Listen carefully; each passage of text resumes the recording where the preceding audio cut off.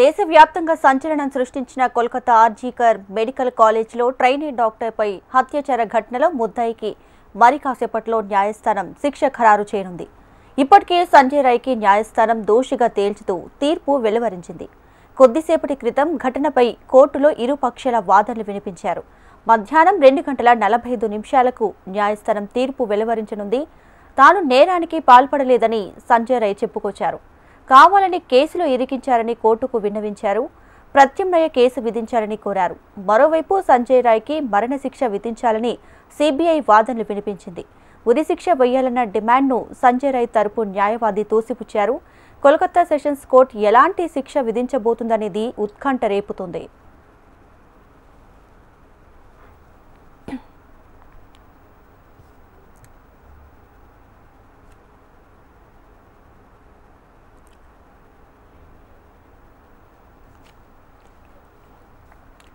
గత ఏడాది ఆగస్టు 9వ తేదీన సంజయ్ రాయ్ హత్యాచార ఘటన జరిగింది. అప్పట్లో జాతీయ స్థాయిలో తీవ్ర దుమారమే చెలరేగింది.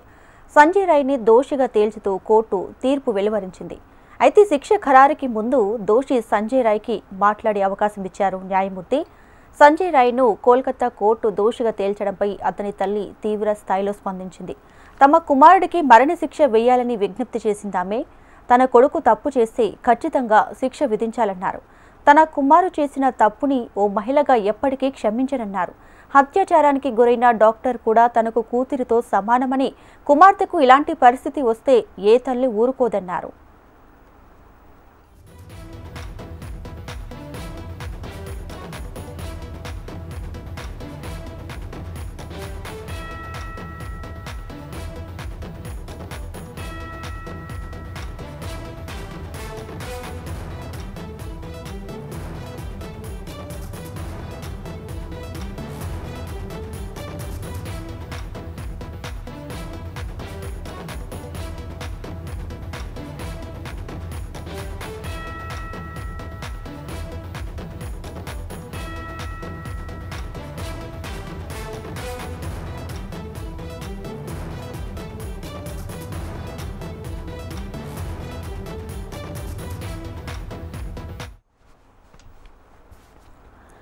దేశవ్యాప్తంగా సంచలనం సృష్టించిన కోల్కతా ఆర్జీకర్ మెడికల్ కాలేజ్లో ట్రైనీ డాక్టర్పై హత్యాచార ఘటనలో ముద్దాయికి మరి కాసేపట్లో న్యాయస్థానం శిక్ష ఖరారు చేయనుంది.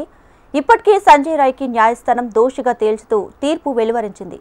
కొద్దిసేపటి క్రితమే ఘటనపై కోర్టులో ఇరుపక్షాల వాదనలు వినిపించారు. మధ్యాహ్నం 2:45 న్యాయస్థానం తీర్పు వెలువరించనుంది. అయితే తాను నేరానికి పాల్పడలేదని సంజయ్ రాయ్ చెప్పుకొచ్చారు. కావాలని ఈ కేసులో ఇరికించారని కోర్టుకు విన్నవించారు. ప్రత్యామ్నాయ కేసు విధించాలని కోరారు. మరోవైపు సంజయ్ రాయ్కి మరణశిక్ష విధించాలని సిబిఐ వాదనలు వినిపించింది. ఉరిశిక్ష వేయాలన్న డిమాండ్ను సంజయ్ రాయ్ తరపు న్యాయవాది తోసిపుచ్చారు.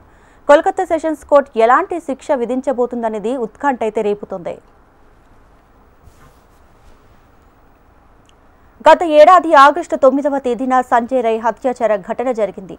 అప్పట్లో జాతీయ స్థాయిలో తీవ్ర దుమారం చెలరేగింది. సంజయ్ రాయ్ని దోషిగా తేల్చుతూ కోర్టు తీర్పు వెలువరించింది. అయితే శిక్ష ఖరారుకి ముందు దోషి సంజయ్ రాయ్కి మాట్లాడే అవకాశాన్ని కల్పించారు న్యాయమూర్తి. సంజయ్ రాయ్ని కోల్కతా కోర్టు దోషిగా తేల్చడంపై అతని తల్లి తీవ్ర స్థాయిలో స్పందించింది. తమ కుమారుడికి మరణశిక్ష వేయాలని విజ్ఞప్తి చేసింది. తన కొడుకు తప్పు చేస్తే ఖచ్చితంగా శిక్ష విధించాలన్నారు. తన కుమారు చేసిన తప్పుని ఓ మహిళగా ఎప్పటికీ క్షమించనన్నారు. హత్యాచారానికి గురైన డాక్టర్ కూడా తనకు కూతురితో సమానమని, కుమార్తెకి ఇలాంటి పరిస్థితి వస్తే ఏ తల్లి ఊరుకోదన్నారు.